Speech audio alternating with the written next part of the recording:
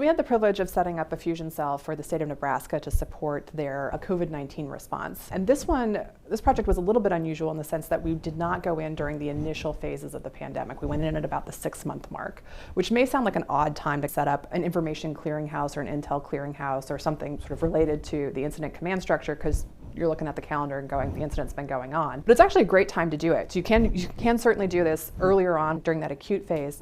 But about at the 6-month mark for something like COVID obviously hadn't gone away. And the state had actually not been doing too badly. But during that initial phase, everyone was sort of all hands on deck, and you had a lot of folks kind of banding together and sharing information and solving problems. And what you end up with is you've got a huge number of stakeholders all over the place, and they're going to sort of organically form problem solving and information sharing elements. You're not deliberately siloing folks, but this starts looking like a very kind of pocketed exchange. And the challenge is, as this goes on, this is really hard to break out of once it's set in place. And again, you're not necessarily doing badly, but it is probably inefficient and it will lead to frustration. So by about the 6-month mark, the experience that we encountered was you had, first of all, just a lot of information all over the place. And then because of these sort of pockets here, no single source of truth, which then has a number of downstream effects from both of those elements. One is some frustrations with no single source of truth, and then also frustrations with, again, the sheer deluge of information. And then particularly at the leadership levels, that leads to lack of transparency around making and then communicating decisions, sort of the status of requests and information and resource needs, et cetera. Again, all of which leads to then downstream frustrations as well, and quite frankly, a lack of engagement with the processes, particularly as they drag on. This is not an optimal arrangement for anyone, and particularly at about that midpoint in the pandemic, folks are getting pretty tired. This is actually a good point to refresh. It's not going away anytime soon. You got to continue the fight. This sort of system here is not really sustainable and sort of getting you where you need to be. So what we did was we came in and we built a fusion cell, which quite frankly starts from getting, all fusion cells need a North Star, right? Something to aim for. You'd think with COVID-19, beat COVID would be a great rallying cry, and it is, but we do need to be a little bit more specific than that. So getting folks to actually agree to what success looks like collectively is a challenge.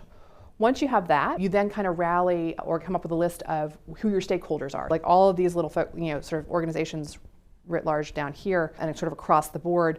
What do we need to achieve that success, and who can bring that to the table? So we sketched that out and then sort of identified specific lines of effort that were really critical load-bearing elements to achieve the success that we'd done defined. And then all of these folks needed a reason to be at the table, right? So there's a value proposition element of saying, hey, this is where we're trying to get.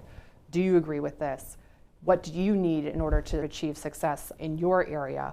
What can we put together that moves us all towards this in a way that we can all get behind? So that's those steps. And then you build, so the point with a fusion cell is actually not the fusion cell sessions themselves, it's to drive the work between them, which is where stuff actually gets done. But the fusion cell sessions themselves become a focus because that's really what you're designing around, which is what information do we need to exchange to help everyone get the pieces that they need from a single source of truth to drive their activities in a way that bring us closer to success. And how do we do that in a semi-organized manner, right? So you don't want to be overly structured around it so that you leave no room for additional sharings around lessons learned, problem solving, best practices, et cetera. But you also don't want to replicate the chaos that you kind of roll in on where you've got everyone just sort of sharing information willy-nilly, and then everyone's just overly inundated and they're already tired, and that's not productive either. So that's it. You got like a multi-step process here, which is focus, stakeholders,